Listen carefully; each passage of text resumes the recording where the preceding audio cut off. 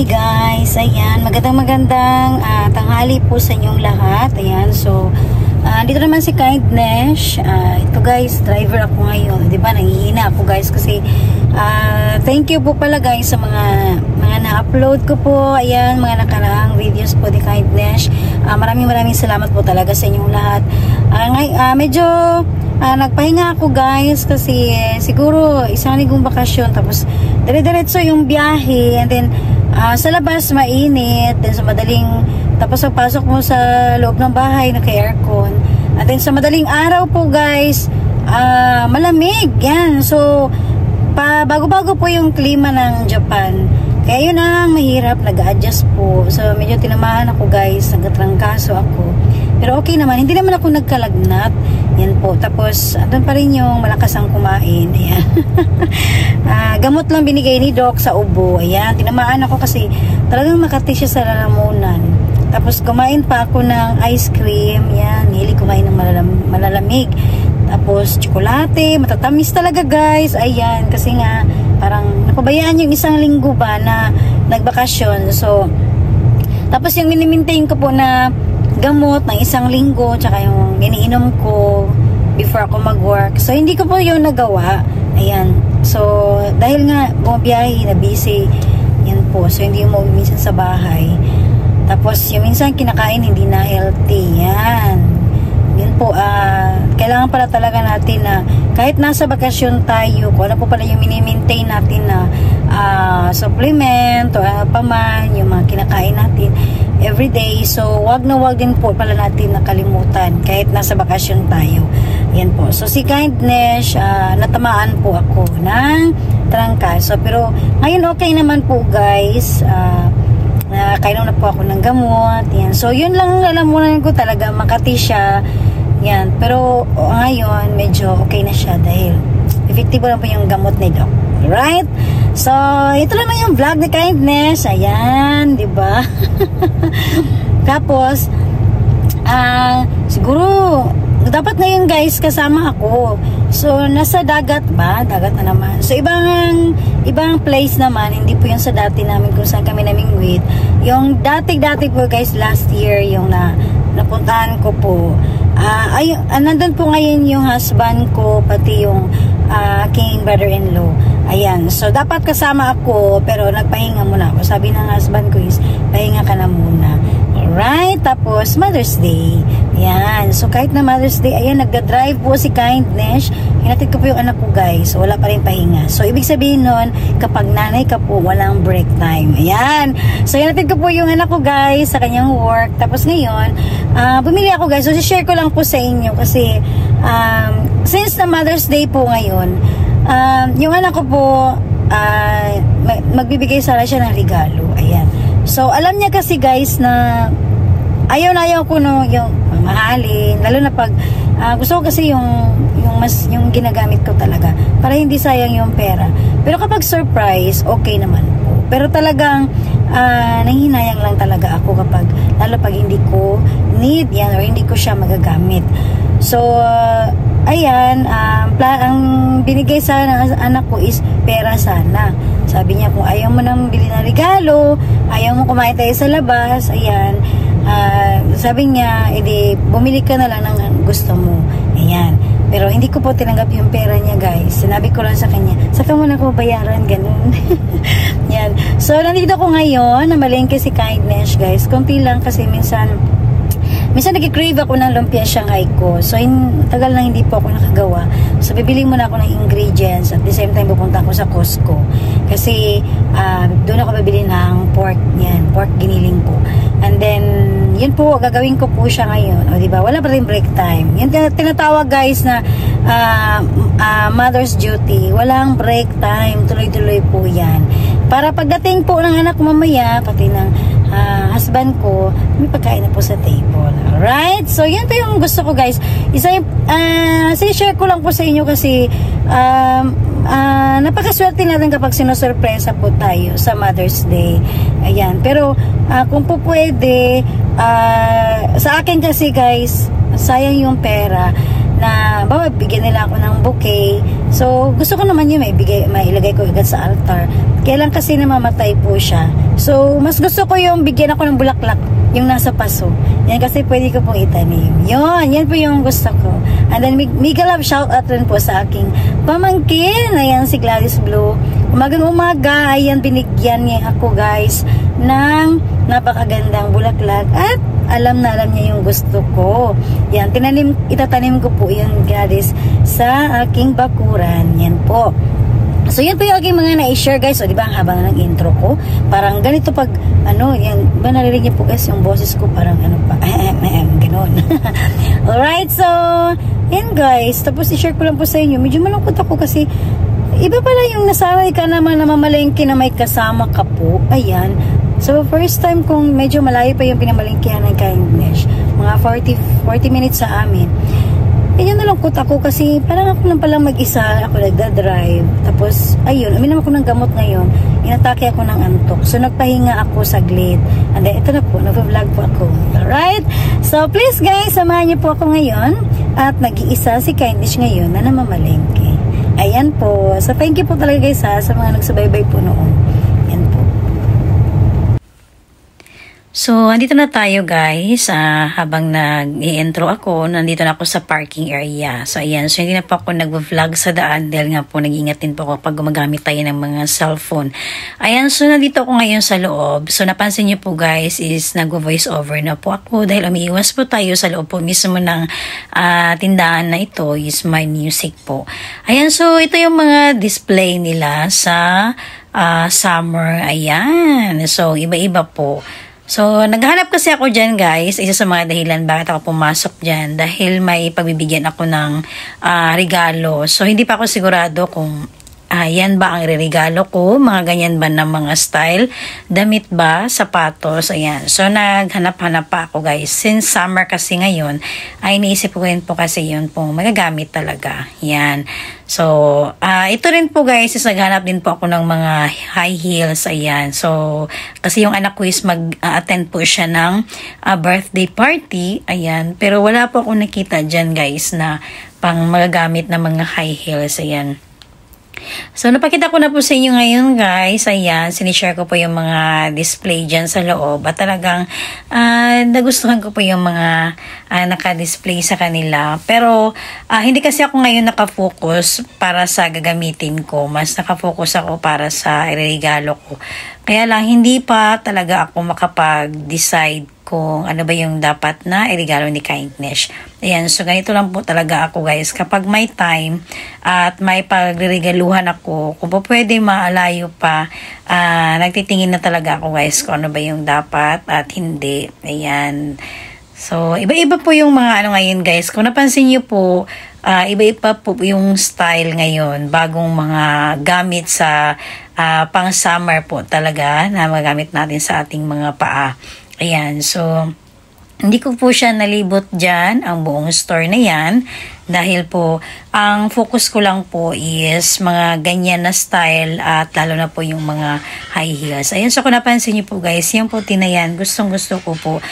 Actually guys, may nagustuhan ako dyan, kaya lang, ang napakahirap po ng size ni Kindness kasi S po ako. So, madali rin po siyang, madali rin po siyang nabibenta yung size na S. Ewan ko pa po kung bakit. Talagang madalas M lang talaga at L ang natitira. Ayan, so nakalabas na ako dun guys. Hindi pa po talaga ako nakapag-decide at saka hindi ko rin po kasi alam kung yung pagregaluhan ko ay yung sizes niya kung okay na ba yun. Ayan, so nandito na po tayo sa store. Kaya isa sa mga dahilan na dito ako namalengke. Dahil dire-diretso na po ito guys. Galing tayo dun sa mga sapatusan. Ayan, so nandito naman tayo ngayon sa grocery. So ito po yung maganda sa nagustuhan ko rin po ito talaga ito na tindahan dahil malapit po sa lahat. Ayan.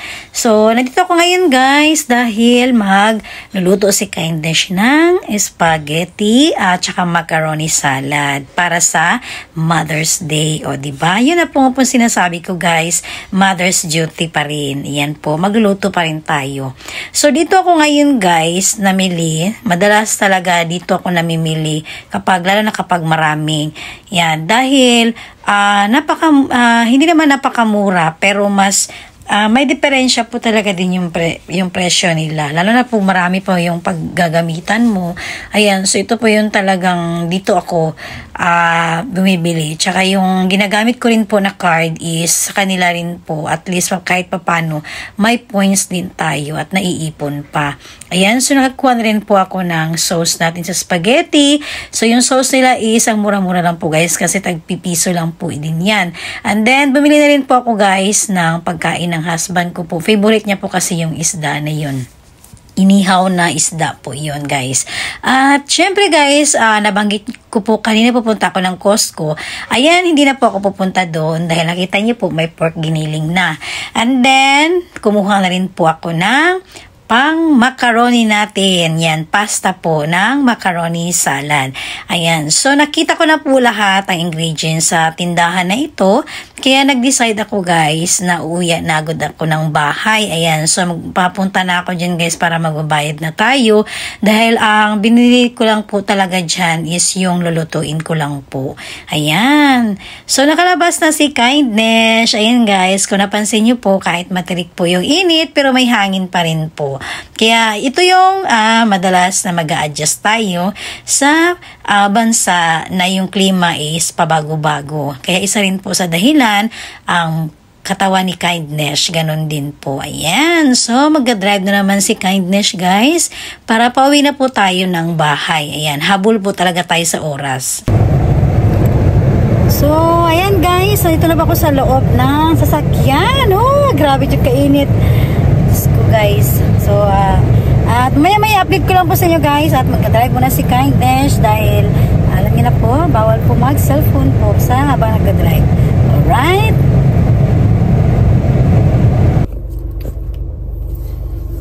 So yan na guys, dito na po ako ngayon sa bahay. Ayan. Ay, parang nagutom ako guys kasi iwan mo ko ng gamot bago ako umalis ng bahay. Ayan, nagutom na ako ngayon. Kakain na naman to si Kindness. Yan po. So mamaya-maya update ko po sa inyo guys. Pagkatapos ko po na kailangan po muna lutuin. Ayan, mag-slice pa muna guys. O diba? Busy.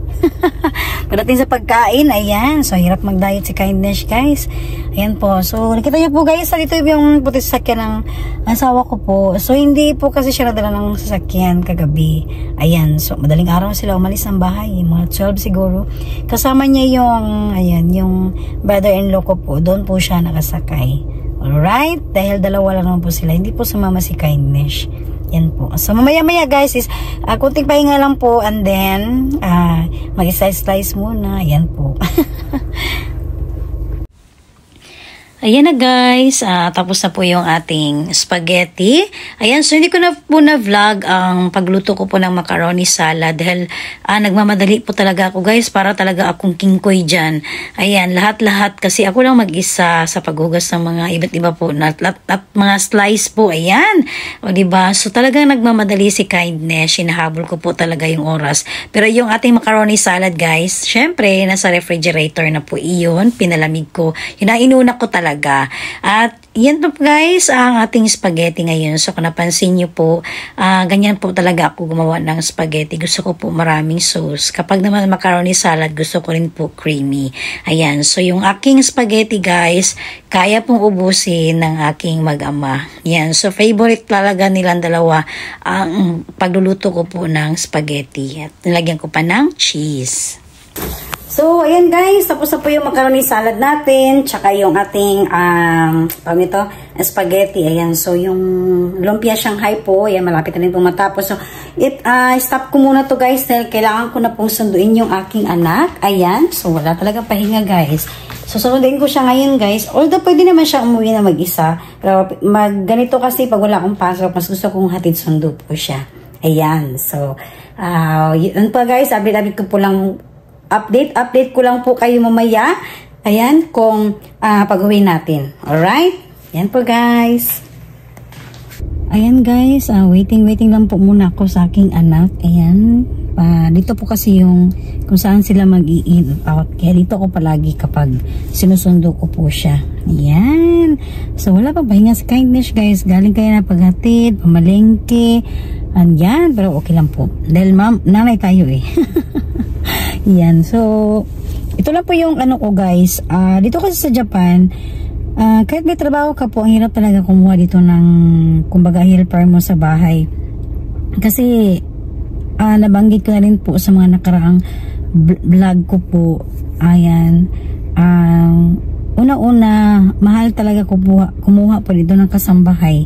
Ayan, so, tigit sa lahat, yung mga bata kasi dito rin, sa school pa lang, sinasanay na sila kung paano maglinis ng bahay, ano po yung mga unang gagawin, pagkagising, and then, higit sa lahat, yung mga bata dito guys, sinasanay sila sa oras. Ayan, be on time talaga. So, yung anak ko po, ganun po siya, kapag sinabi ko na, ayan, may gagawin ka. Ayan. So, tumutulong siya sa mga gawaing bahay. So, katulad po niyan, guys, may work po siya. So, nag-a-adjust din po siya. Halimbawa, kung may gagawin siya sa tanghali, umaga pa lang ginagawa na niya. Ayan. Para pagdating sa yung trabaho niya, hindi na siya mahuli. Yan po. So, sa Japan kasi, hindi nila, yan, ulitin ko lang po, hindi excuse sa kanila yung late ka po. Lalo na kung wala ka namang ginagawa, ayan, yung kumbaga wala, late ka ng gising, ayan, so parang hindi maganda sa kanila yun, yan, so kumbaga be on time. Pero kung ano man po yung nangyari, ayan po, acceptable naman po yung mga ganon. Tapos yung, yun nga po, isa sa magandang kaugalian ng mga Hapon, yung oras. Kapag may nagkikipag meet po tayo ng mga kaibigan, napaka-importante. Kahit yung mga Pilipino dito guys, talagang nadi-disappoint kami kapag nasanay kasi kami guys na be on time. Kung ano yung promise, yun talaga yun. So yun ang ano kay Kindness, na-disappoint kami rin kapag yung oras namin is medyo natagalan. Ayan po, lalo na kung naghintay talaga, yung talagang nasa restaurant naghihintay, yan. Dahil dito po sa restaurant guys, hindi ka po kasi pwedeng tumambay. So nakahiya kung may importante kayong meeting, tapos yung oras, ayan. So, dahil yung mga Hapon dito, kapag kumbaga jumbang, ayan. So yung jumbang guys, parang in order. Bawa yung oras na yan, isang oras po talaga, naka-meeting ka. Yung susunod na oras mo, ayan, may ibang meeting ka. So kapag once na late ka kasi, kaya po nasasabi ko na madi-disappoint sa atin yung mga Japanese kapag na-late tayo. Kasi may mga iba pa silang ano guys, iba pa silang mga lakad. Yan, kapag na-late sila, late lahat po ang mangyayari sa kanilang mga appointment. Ayan. Alright, so yan po yung isa sa mga na-share ni Kindness. Kaya katulad po nito, busy si Kindness, pero nakatingin ako sa oras. So kailangan sunduin ko sa ganyang oras para hindi ako malate. Yan po. So talagang iniwanan ko muna kahit hindi pa tapos yung niluluto ko. Yan, so hindi ko pwedeng paghintayin yung anak ko po guys. Kasi pareho lang din. Yan po. Alright, yan po guys. Kunti na lang, waiting na lang po at talabas na po iyon. Ayan na guys, ang aking unika iha. Galing po siya sa work. Okay lang yung work mo? Okay lang. Busy ba? Na-meet ko yung pinsan ko. Aba, di ba? Mga customer niya yung mga guys, kaibigan ko, mga kamag-anak, ayan, tapos may discount, di ba may discount kapag friend, no? Friend and family. Yan, friend and family may discount. Mas malaki kay Kindness. Dahil mama yan po. Alright, so, balik na ako sa bahay guys, para matapos ko na yung aking lumpia Shanghai. Gutom ka na? Okay, ayan, tama-tama, luto na yung spaghetti ko dun. Okay. So, yun na guys. Sakawin na po si Kindness. Ayan, di ba? Busy and beauty guys. Okay, at this time is need ko po na tapusin yung ating trabaho guys. Dahil malapit na po uwi yung husband ko po. Ayan.